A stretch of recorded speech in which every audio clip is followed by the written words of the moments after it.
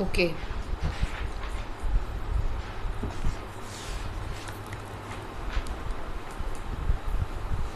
So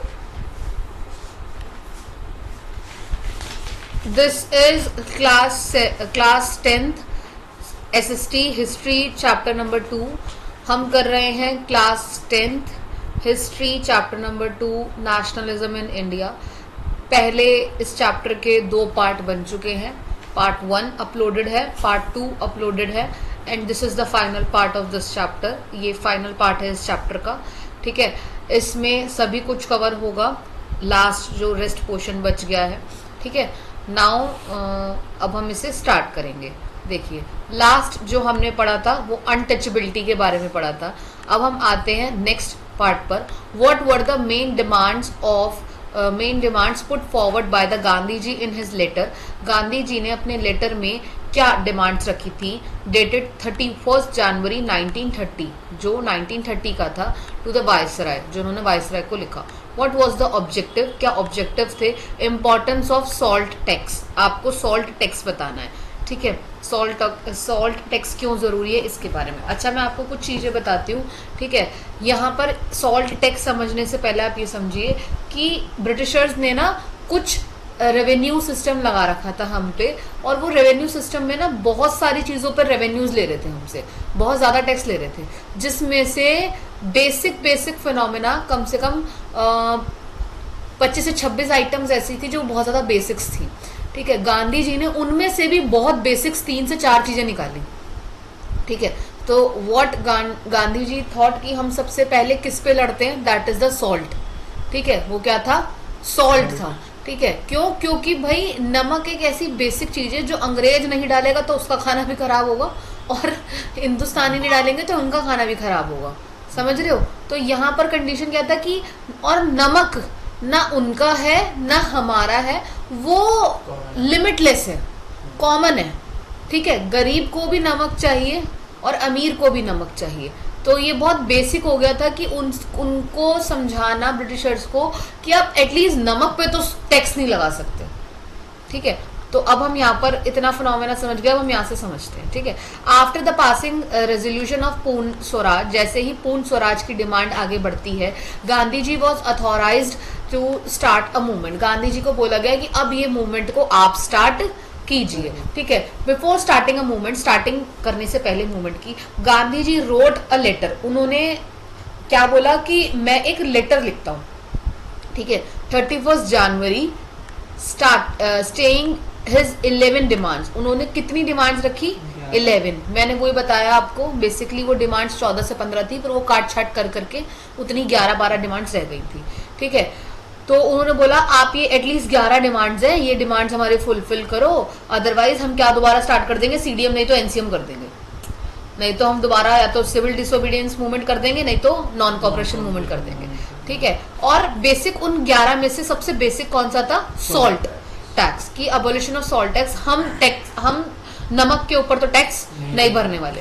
what was the most important demand, ये बहुत जरूरी था, because salt was consumed by both, क्योंकि जो सॉल्ट है वो दोनों ही कंज्यूम कर रहे हैं, rich as well as the poor. It was one of the most essential item in the food, और ये सबसे बेसिक एसेंशियल आइटम है किसके अंदर, फूड में, ठीक है। The monopoly of the government over its production reveal that most oppressive policy of the British government. यही मोनोपोली को, मतलब मोनोपोली क्या होती है, एक अधिकार, कि हमारा ही अधिकार है इस पे और किसी का अधिकार नहीं है। तो ये जो सॉल्ट टैक्स था, इससे लोगों के अंदर क्या चीज सामने आई कि देखो ब्रिटिश गवर्नमेंट कितनी निर्दयी हो सकती है कि एक आम सी चीज जो सबके लिए है, सबके लिए जरूरी है खाने में, ठीक है, चाहे वो अमीर हो चाहे गरीब हो, उन्होंने उसके ऊपर भी क्या लगा दिया, टैक्स लगा दिया। तो ये कहीं ना कहीं क्या दिखाता है, उनका ऑपरेसिवनेस दिखाता है, ठीक है। So attract each and everyone into the movement, और यही कुछ चीजें जो है वो अट्रैक्ट करती हैं। आप देखोगे इसके लिए गांधी जी जो है वो 11 मार्च को, सॉरी जो वो है वो 11 मार्च को वो भी करते हैं, दांडी मार्च यात्रा निकालते हैं, है ना। फिर वो आप देखोगे कि वो एक जगह से दूसरी जगह इतने सारे लोगों की भीड़ लेके जाते हैं, लोग बाग उनसे उनमें जुड़ते हैं। Gandhi ji include abolition of salt tax in his 11 demands, उनकी इन 11 डिमांड्स के अंदर सॉल्ट टैक्स भी था। The demand were not accepted, ये डिमांड जो थी वो एक्सेप्ट नहीं हुई। तो इसी से फिर दोबारा किसकी स्टार्ट हुई, सीडीएम की चीजें स्टार्ट हुई। अब व्हाट इज द सीडीएम, या क्या था दांडी मार्च या सॉल्ट मार्च क्या था। अब हमें यहाँ से देखना है सॉल्ट मार्च क्या है। As the demand were not fulfilled, जैसे गांधी जी की डिमांड्स को फुलफिल नहीं करा गया, गांधी जी स्टार्ट द दांडी मार्च, गांधी जी ने क्या स्टार्ट कर दिया, दांडी मार्च फ्रॉम हिज आश्रम, अपने आश्रम साबरमती जो कहाँ पर है, गुजरात में है। और वहां से वो कोस्टल प्लेन, कोस्टल टाउन कहाँ तक गए, दांडी तक गए। दांडी एक जगह है, ठीक है। ही अकम्पेन्ड बाय हिज 78 फॉलोअर्स, ठीक है, उनके 78 फॉलोअर्स के साथ वो थे, ठीक है। The March continue for 24 days, ये मार्च कंटिन्यू कब तक चला, 24 डेज तक चला। अबाउट 10 मील्स, तकरीबन 10 मील तक वो लोग रोज चल रहे थे, ठीक है। 240 माइल्स अ डे।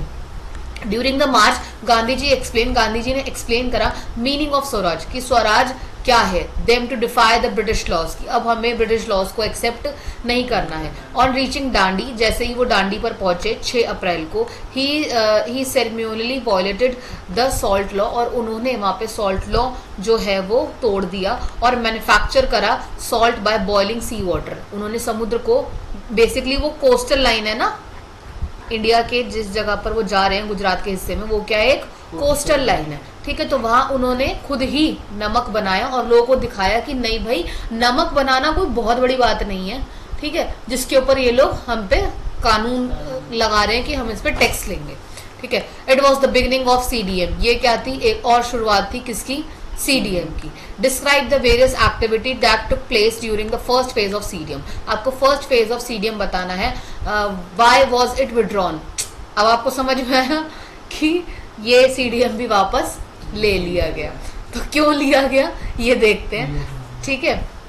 अलग अलग तरीके की एक्टिविटीज हुई। Violation of salt laws, manufacturing by salt law.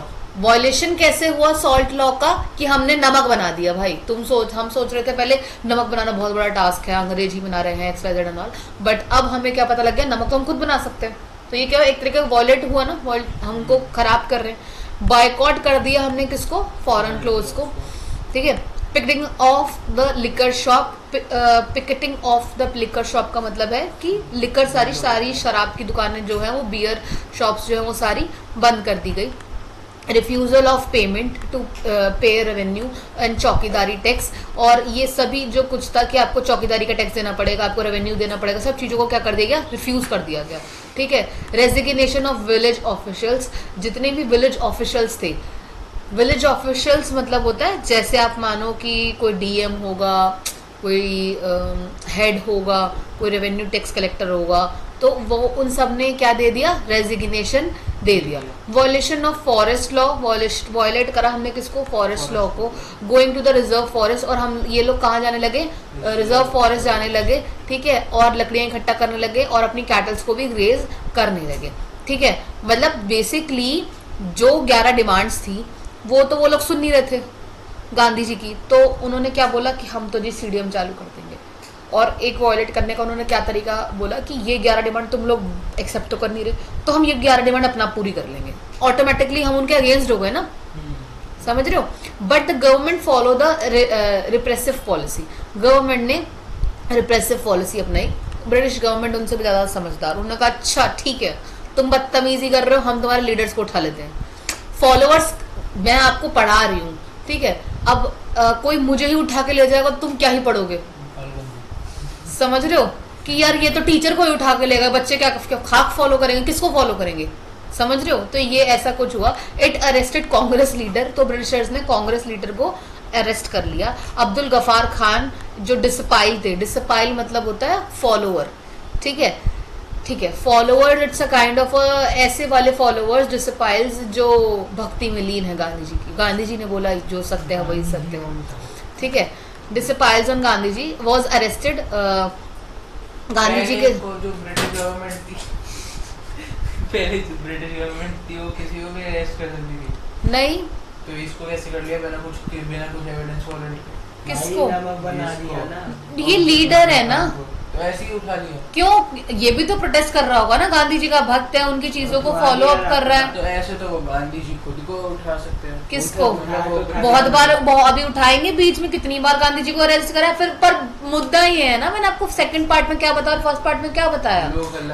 नहीं, क्योंकि वो जो बार बार गांधी जी उस पर बैठ जाते थे ना, अनशन पे, हड़ताल पे। अब आप समझ रहे हो? और उन ब्रिटिशर्स के, और उनको ब्रिटिशर्स को एक कॉमन टेंडेंसी है, उन्हें छोड़ना क्यों पड़ता था कि भाई कल को ले दे के ये मर गया। अब जो लोग इतने पागल, इसके एक कहने पर लोग उठ के चले आते हैं ये मर गया, तो फिर लोगों को पक्का यकीन हो जाएगा कि हमारी ही गलती थी। समझ रहे हो? ये फिनोमेना। कोई दूसरा पेन इस्तेमाल करो। Despite of Gandhi ji was arrested in April 1930। ठीक है, क्यों? अच्छा, इनको अरेस्ट क्यों करा था? क्योंकि ये प्रोटेस्ट कर रहे थे पेशावर की गलियों में, जगह है। मैनी पीपल वर किल्ड, बहुत सारे लोगों को मारा गया इन पुलिस फायरिंग, पुलिस ने वहां पे फायरिंग करी। Womens and childrens were beaten up brutally, womens को और चिल्ड्रन को, मतलब बच्चों को और महिलाओं को बहुत ब्रूटली मारा गया। ठीक है, इन सोलापुर। अब अच्छा देखिए, हम जब भी सीडीएम में नॉन कॉर्पोरेशन की बात करते हैं तो हमें अलग अलग जगहें दिखने लग जाती हैं, क्योंकि आप समझ रहे हो, जैसे मोदी जी ने यहाँ कुछ कहा और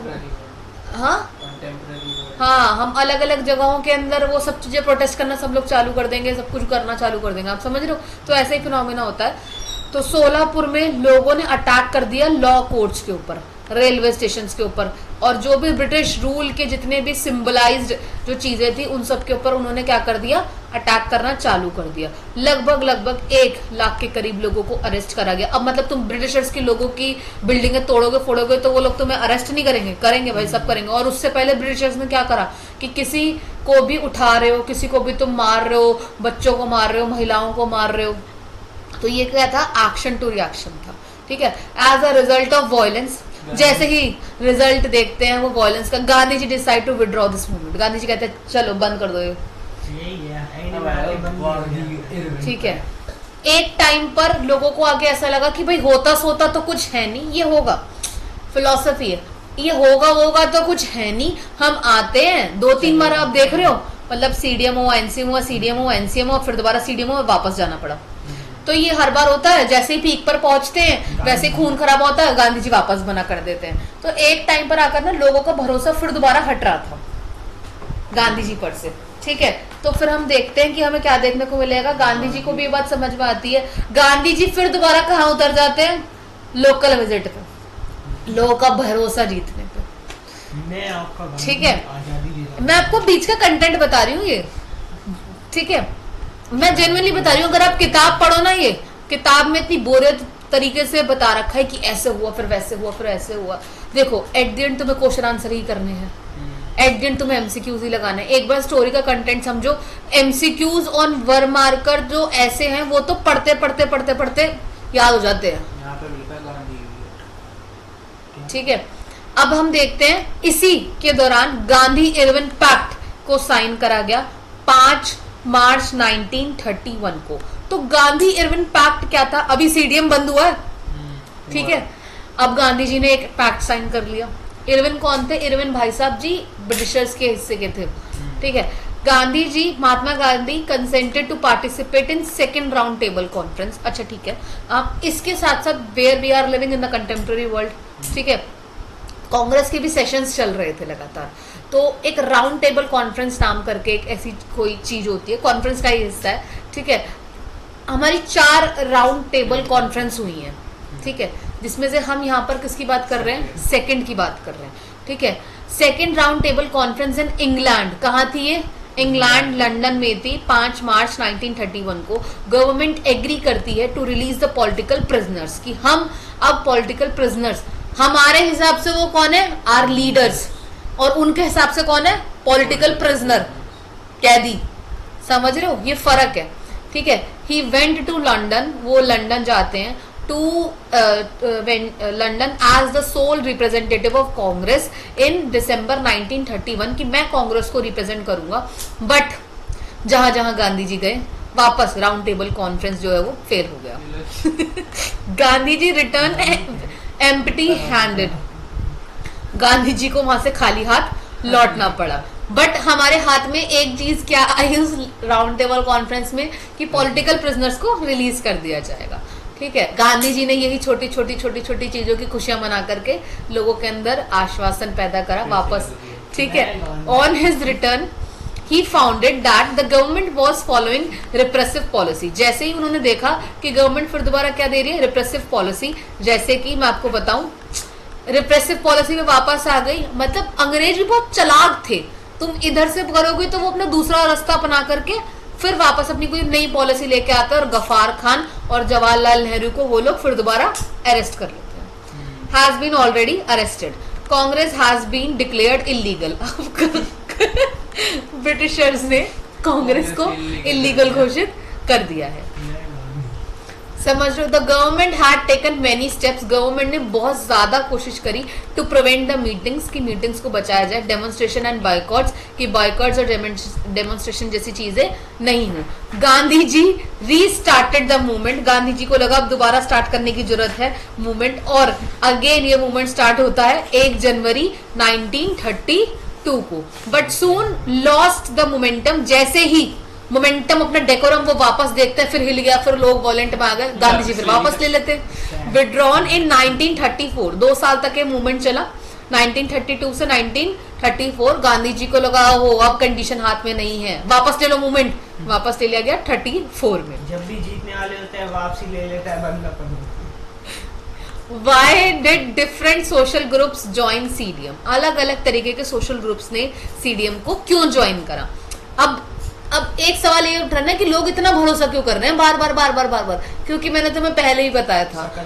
ठीक है नहीं ऐसे मत बोलो, रिकॉर्ड हो रहा है सब।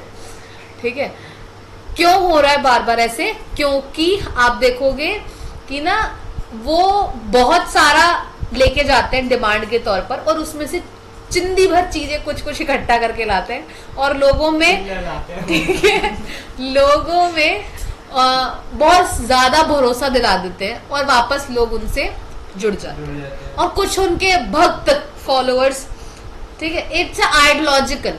आप थोड़ा बड़े लेवल पर जाकर सोचोगे ना, ठीक है, समझो वैभव, समझो बेटा, समझो। गांधीयन आइडियोलॉजी है पूरी की पूरी, और ये वर्ल्ड वाइड लेवल पर फेमस है, क्योंकि एक वही, अब तुम ये भी तो सोचो कि इतने पूरे इंडिया में से किसी में अगर हिम्मत, ताकत और बुद्धि थी तो उसी में थी कि इतने लोगों को इकट्ठा कर सके, उन्हें इतने लेवल पर आगे ला सके, और खुद जाके फ्रंट फुट पे लड़ सके। वापसी पता क्यों देते? क्योंकि वो नॉन वायलेंस चाहते थे।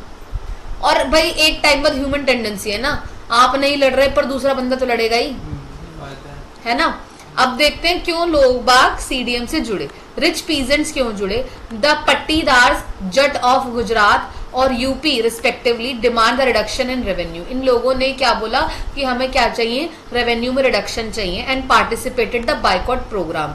ठीक है, जो अमीर किसान थे, ठीक है, अमीर किसान उनके साथ क्यों होते कि हमें भी तो अमीर किसानों को भी तो टैक्स देना पड़ रहा होगा ना, जैसे गरीब को तो देना पड़ रहा होगा, गरीब तो अमीर को देगा और अमीर और उनको देगा, समझ रहे हो? तो बात तो सेम हो गई ना।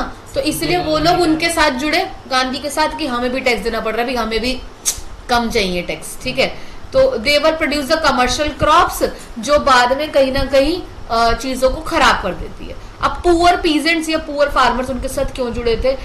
दे वांटेड अनपेड रेवेन्यू, ठीक है, अनपेड रेवेन्यू जैसे कि रेंट वगैरह हो गया, to be remitted, and join radical movement lead by the socialist and communist. ठीक है, जो कि पुअर पीजेंट्स जो थे वो सोशलिस्ट और कम्युनिस्ट के साथ जुड़ गए। मैंने आपको बताया था एक सोशलिस्ट और कम्युनिस्ट का पिछले साल बताया था, आई थिंक मे बी शायद या 8 में बताया था, 2 ग्रुप थे। ठीक है, एक हाँ, और एक चाहते थे कि प्लीज ऐसे कर दो, मैं आपको पेपर साइन कर दूंगा। ठीक है, हाँ, नॉन वायलेंस और वायलेंस वाले। जैसे मैं आपको बताती हूँ, एक एक्स नाम का कैंडिडेट है और वो कहता है कि हमें जाके लड़ना चाहिए, हम पेपर्स के अंदर रह करके उनसे उनकी बात बनवाएंगे। और एक वाले लोग ये है, भगत सिंह काइंड ऑफ वाले लोग, तुम लोग कर रहे हो तो ठीक, वरना तुम्हारा अंगूठा काट के इस पे साइन कर देंगे। तो ऐसे लोगों से लोग, मैं बोल रही हूँ ना, it's all about the ideology. ठीक है, बिजनेस क्लास उनके साथ क्यों जुड़ी?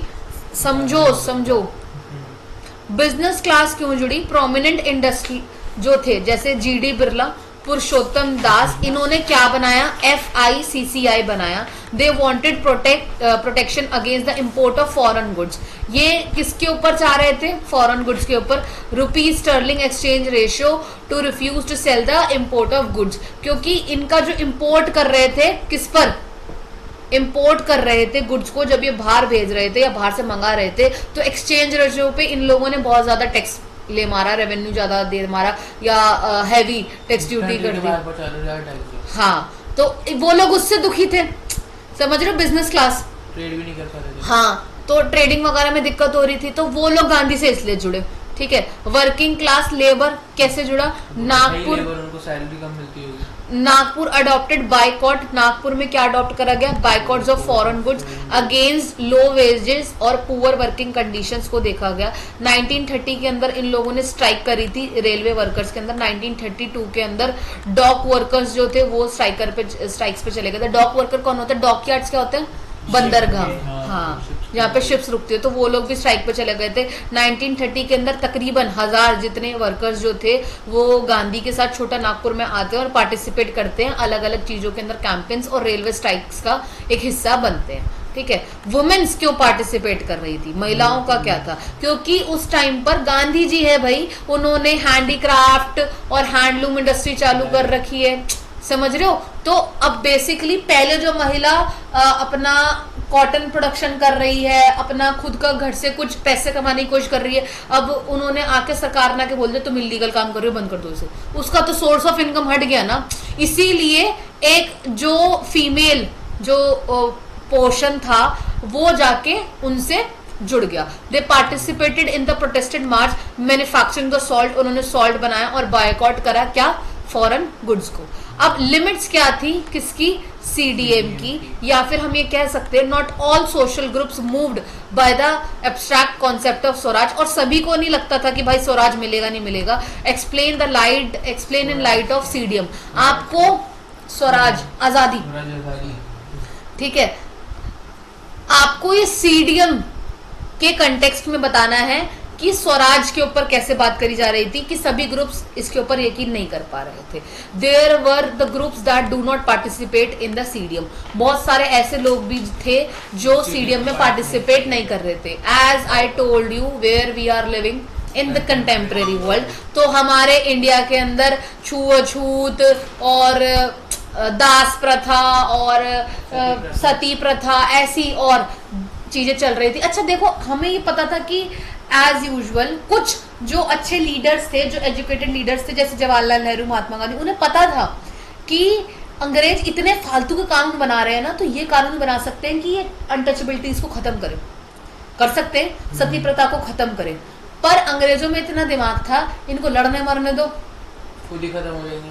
ठीक है, और अपना तो था उन्होंने सती प्रथा कुछ चीजें उन्होंने खत्म नहीं, हमारे लीडर्स थे भाई, हमारे लीडर्स गए थे उनके पास, ठीक है, बट उन्हें ये पता था कि हम अगर इनके धर्म के अंदर छेड़ाखानी करेंगे तो जैसे कुछ जो पक्के हिंदू हैं, जो पक्के ब्राह्मण हैं, वो लोग इनसे भिड़ लेंगे। जितने भी ब्रिटिश लीडर्स थे, वो जो नॉर्मल जो ब्रिटिश सिटीजन्स रह रहे थे वहाँ पे, उनको कुछ नहीं हो रहा था, समझे नहीं? वो तो मतलब जो हम जो नॉर्मल हिंदू लोग थे, वो लोगों को दिक्कत हुई थी जो गांधी वगैरह के साथ थे। नहीं तो हम भी तो हैं ही ना, जैसे आप मानो। हाँ, हम सबको दिक्कत हो रही थी। हाँ। जो उन्हीं के खुद के ब्रिटिशर्स लोग हैं, उनके खुद के जो ब्रिटिशर्स लोग हैं उन्हें क्यों दिक्कत हुई थी? उनके लिए तो हम ही काम कर रहे थे ना। गांधी की सिंपल, वो हमारे अपर लेवल में थे। हाँ, तो उनके लिए टैक्स वगैरह कुछ नहीं सिस्टम नहीं, उन मतलब पता पंगा बताए क्या, गांधी जी के अकॉर्डिंग क्या था कि भाई ब्रिटिशर्स ना मुट्ठी भर है और हम बहुत ज्यादा हैं, ठीक है, और ये मुट्ठी भर लोगों ने हमारे ऊपर बहुत अलग तरीके से पॉलिटिकली, एडमिनिस्ट्रेटिवली, आप समझो, और मेंटली और फाइनेंशियली सब तरीके से कहीं ना कहीं हम पे एक तरीके से मैं बोलूं तो कब्जा कर रखा है, ठीक है, और ये इफेक्ट नहीं हो रहा है क्योंकि जब जब हम जाते हैं, ये गांधी जी लोगों को बोलते, ये अच्छा लोग दूसरी बार क्यों जुड़ जाते थे, क्योंकि वो बताते थे देखो तुम पहले यहाँ तक आए ना, समझ रहे हो कि तुमने पहले यहाँ तक आए तो तुमने 11 में से 2 डिमांडें ली, अगर तुम थोड़े टाइम और रुकते तो मे भी शायद तुम्हें 5 डिमांड मिल जाती, तो तुम लोग वापस पीछे चले गए। तो लोगों के अंदर दिमाग में क्या है, यार हम लोग थोड़ा 4 दिन और बैठते ना, 4 दिन और अपनी डिमांड्स मांगते तो 2 की जगह हमारे हाथ में 4 चीजें आती। लोग इसलिए भी उनसे कनेक्टेड थे, ठीक है। तो आप यहाँ देखोगे कुछ लोग जो नहीं जुड़े हुए थे वो ऐसे अनटचेबल्स और ये वाले थे। गांधी की सिंपल फिलोसफी के अकॉर्डिंग अगर आप देखोगे, कुछ लीडर्स, गांधी को छोड़ो, कुछ लीडर्स जो चाहते थे कि वो कैसे वाले ग्रुप्स के साथ थे कि ना, अगर ब्रिटिशर्स हमारे पास है, ब्रिटिशर्स की सेवा पानी दाना पानी करने के लिए कौन है, हम ही लोग तो है ना, समझ रहे हो। ब्रिटिशर्स दूध कहाँ से ले रहा होगा, दूध वाले से ही ले रहा होगा ना, दूध वाले तो हम ही है। सब्जी कहाँ से ले रहा होगा, सब्जी वाले से ले रहा होगा। तो अगर हम उन्हें सप्लाई ही रोक दें तब तो वो इफेक्ट होंगे ही होंगे, कुछ ना कुछ करना ही पड़ेगा, कुछ ना कुछ उन्हें करना पड़ेगा, समझ रहे हो। ये वाला था। अब तुम देखो वो साइमन चला गया, साइमन को तो वापस आना पड़ा था।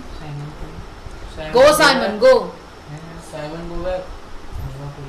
अब समझो, पहले अनटचेबल्स जो थे वो उनके साथ नहीं थे, दलित फॉर अ लॉन्ग, और उस दूसरी तरफ भाई BR अम्बेडकर गांधी जी से, अभी आपने सेकंड पार्ट में देखा कि दलितों के लिए क्या रिजर्व करा चुके थे सीट्स, OBCs के लिए, ठीक है।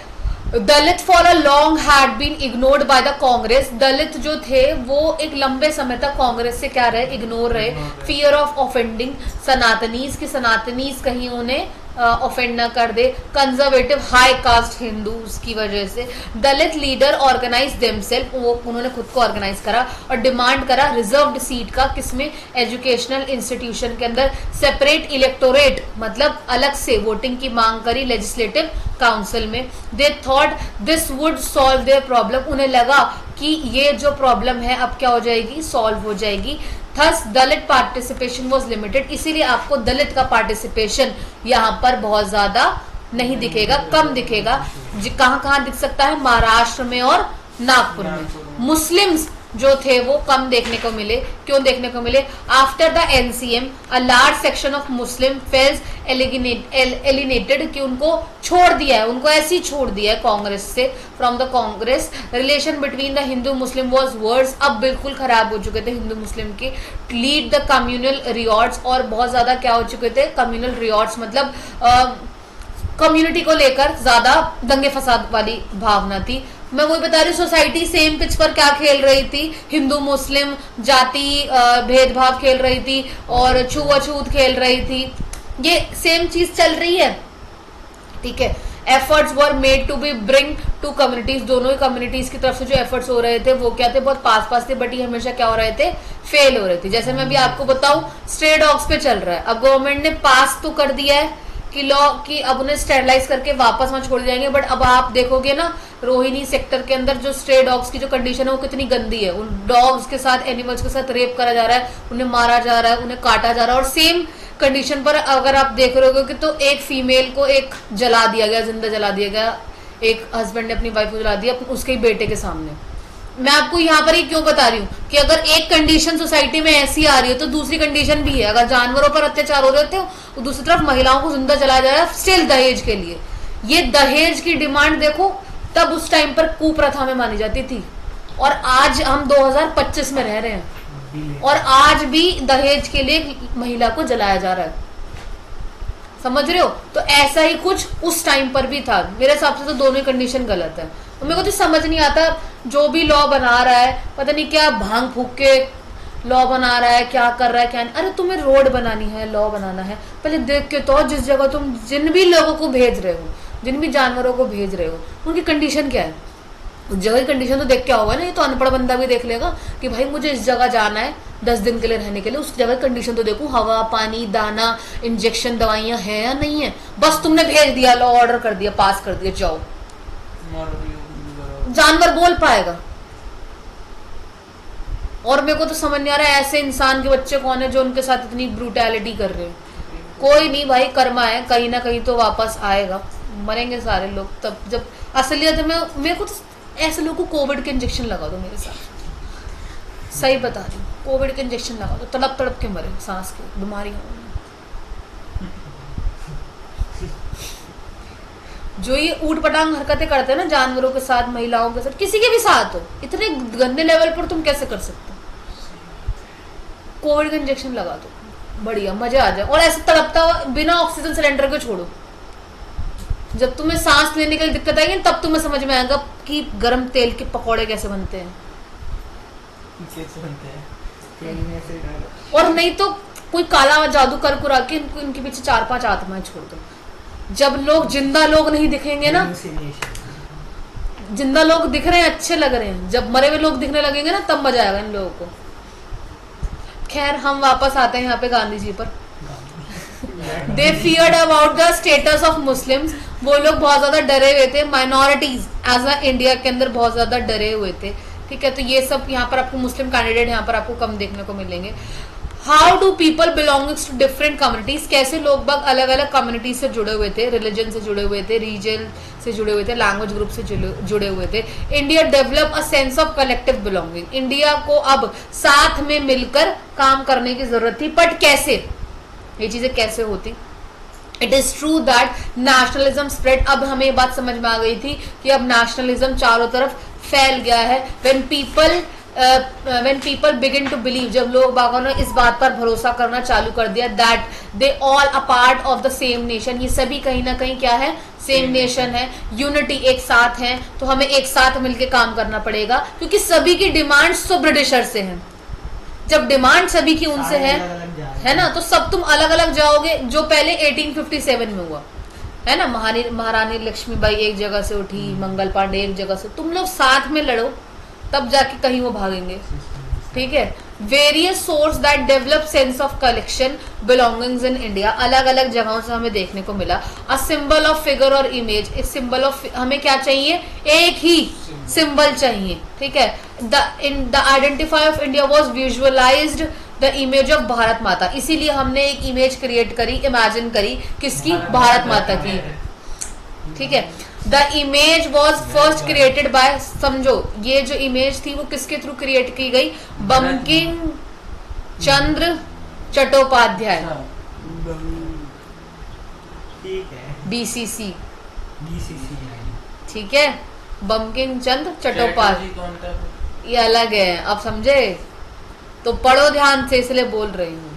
ठीक है, द सेकेंड इमेज भारत माता वॉज पेंटेड, अब जो है वो पेंट किसने करी, ठीक है, वो करी थी अबिंद्रनाथ टैगोर। किसने, वो थी, रुक जाओ मैं दिखाता हूँ, मेरे पे पड़ी है। अबिंद्रनाथ टैगोर। रविंद्र कौन था? अलग अलग, अरे भाई भाई है ये, अबिंद्रनाथ टैगोर, रविंद्रनाथ टैगोर, दो और हैं, मुझे हाँ। Revival of Indian folklore, folk songs, legends, इन सब की ट्रू पिक्चर हमारे ट्रेडिशनल कल्चर को देखने को मिलती है। It help in discovering national identity, ये नेशनल की आइडेंटिटी में हमें देखने को मिला। Resorting the sense of pride, कि हमें हमारे भारत देश पर गर्व होना चाहिए। वहीं जो इन बंगाल में है, रविंद्रनाथ टैगोर ने कलेक्ट करा ब्लेड्स एंड नर्सरी राइम्स और मिथ्स को। हाँ ठीक है, पढ़ लो बेटा। और दूसरी तरफ साउथ इंडियन के अंदर फोक कल्चर लिखे जा रहे थे। आइकन्स एंड सिंबल्स के बारे में हम देखते हैं। एक डिजाइन बनाया गया ट्राई कलर फ्लैग का स्वदेशी के लिए, ठीक है, स्वराज फ्लैग बनाया गया। गांधी जी ने 1921 में यूनिफाई करा लोगों को और इंस्पायर करा किसके लिए, नेशनलिज्म के लिए, ठीक है। इंटरप्रिटेशन ऑफ हिस्ट्री, और ये बताया गया कि हिस्ट्री कैसे खुद को इंटरप्रिटेट कर रही है। किसने बताया था अभी हम देखेंगे। Nationalist history Drew the attention of Indians, ये बिल्कुल लोगों का अटेंशन इन्होंने अपनी तरफ खींचा। अ ग्रेट अचीवमेंट, ये एक बहुत बड़ा अचीवमेंट था। Of part as was done the extremist, कौन थे, लोकमान्य तिलक, ठीक है। Compare the image of Bharat Mata with the Germania in chapter 1, ये कंपैरिजन करने के लिए हर बार आता है। क्यों आता है, देखो जी, what I told you in the previous parts, where we are living in the contemporary world। जब यूरोप को इतनी पहले आजादी मिल चुकी है, वोटिंग राइट्स मिल चुके हैं, फ्रांस को मिल चुका है, ठीक है, आसपास की जगहों में, और अमेरिका हमसे पहले क्या हो चुका है, आजाद हो चुका है, ठीक है। ये सब चीजें यूरोप स्टैंडर्ड था, यूरोप, तो यूरोप खुद ब्रिटेन का पार्ट नहीं, अलग अलग हिस्सों के आसपास है ना, उसमें यूरोप में भी और चीजें हैं, है ना। फ्रांस पे जैसे भी आपने पढ़ा था 9th क्लास में, है ना, लुइस 16 था, वहाँ राजाओं का शासन था। लुइस 16 पढ़ते हैं, वहाँ 3 तरीके के क्लासेस थे, नेपोलियन बोनापार्ट। है ना। दूसरी तरफ फिर आप हिटलर देखोगे, है ना। मैं आपको ये सब चीजें क्यों बता रही हूँ, क्योंकि ये सब कुछ चीजें धीरे धीरे धीरे इफेक्ट हो रही थी, और कहीं ना कहीं इंडिया के जो छोटे छोटे बच्चे थे, अब वो बड़े हो करके एजुकेट होने के लिए बाहर एडवोकेसी पढ़ने लिखने के लिए कहाँ गए, बाहर गए। वहां उन्होंने किताबें पढ़ी, और महात्मा गांधी। हाँ जी, महात्मा गांधी तो और भी लीडर्स थे, जवाहरलाल नेहरू भी थे, बी आर अम्बेडकर भी थे, ठीक है, बहुत सारे थे। उनमें से वो लोग बाहर गए और उन लोगों ने पढ़ा कि भाई इन लोगों ने भी प्रोटेस्ट ही करा था, और इन लोगों ने भी ये सब चीजें, इन लोगों ने भी ये सब चीजें करी हैं, और हमसे पहले ये लोग सब चीजें कर चुके हैं, तो फिर ये हम ये क्यों नहीं कर रहे, ये हमें क्यों एक्सेप्टेंस नहीं कर रहे, समझ रहे हो। तो वो लोग वहां से वापस आए, और तब जाके कहीं ना कहीं इन्फ्लुएंस, ये क्या बोलना चाह रही हूँ मैं आपको, वो कैसे चीजें इन्फ्लुएंस्ड होती हैं, दिखाया कि हो चुका है। ठीक है। देर आर 2 इमेजेस, 2 इमेजेस हैं आपको भारत माता की मिलेंगी। The image made by Abindranath Tagore, एक कौन है, Abindranath Tagore, is portrayed as an ascetic figure, जिन्होंने एस्टिक फिगर के अंदर बताया, शी हैज बीन, शी बता रही हूँ उस फिगर में क्या था। भारत माता की फिगर को आप कैसे देख सकते हो, वो बहुत काम है, शांत है, कंपोज्ड है, डिवाइन है, और क्या है, स्पिरिचुअल है। इससे देखने को क्या मिला कि भारत एक ऐसा देश है जो शांति चाहता है, ठीक है, जो सबको एक साथ लेके काम करना चाहता है, और स्पिरिचुअलिटी को भी प्रमोट कर रहा है सेम हैंड पर एक साथ हो जाओ, ठीक है। She has been, she is shown also a dispensing learning food and clothing, जहां उन्हें फूड और क्लोथिंग के बारे में बताया गया। It was truly a Indian painting, ये प्रॉपर एक इंडियन पेंटिंग थी। सेकंड फिगर आप देखोगे was portrait bye Bankim Chandra Chattopadhyay, किसने बनाई थी, बंकिम चंद्र चट्टोपाध्याय ने, ठीक है, जिसके अंदर भारत माता किस में दिख रही है, त्रिशूल में दिख रही हैं, और एक लायन पर दिख रही हैं, एक एलिफेंट भी है उनके पास, उनके साथ में बोथ सिंबल्स वर। अब ये दोनों ही चीजें आपको क्या दिख रही है, 3 चीजें आपको क्या देखने को मिला, त्रिशूल, लायन और एलिफेंट। ये आपको से क्या देखने को मिला, त्रिशूल से एग्रेसिवनेस, ठीक है, लायन से पावर, ठीक है, एलिफेंट क्या होता है, बड़ा होता है ना। तो ये क्या देखने को मिला, अथॉरिटी, एम्पायर, ठीक है। ऑन द अदर हैंड अगर आप दूसरी तरफ देखो, the image of Germania by Philip Veit, किसने बनाई थी, Philip Veit, were concern a crown of oak leaves, उसने क्या बनाया था, ओक लीव्स का क्या बनाया था, क्राउन बनाया था, पत्तों का, अशोक के पत्तों का क्या बनाया था, ताज बनाया था। विच स्टैंड्स फॉर हीरोइज्म, जो किसको दिखाता है, हीरोइज्म को दिखाता है, ठीक है। मतलब ये भी एक फीमेल के बारे में ही हमें देखने को मिल रहा है, बट ताज किसका है, पत्तों का। अशोक के पत्ते ना ऐसे नुकीले होते हैं, अब वो नोकीली चीज क्या दिखाएगा आपको, पावर, ठीक है।